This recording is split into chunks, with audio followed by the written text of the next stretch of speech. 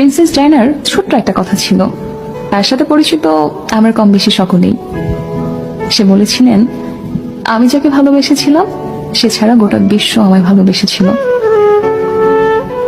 সৌন্দর্য, ব্যক্তিত্ব কিংবা আভিজাত্য কোনো কিছুতেই প্রিন্সেস ডায়নাকে পেছনে ফেলবার মতো কেউ তার মৃত্যুর এত বছর পরেও আসেনি।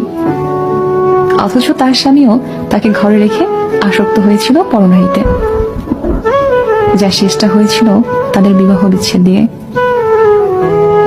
তোমরা অনেকেই বলো না, গুছিয়ে না চললে, নিজেকে সাজিয়ে না রাখলে পুরুষ হাতছাড়া হয়ে যায়।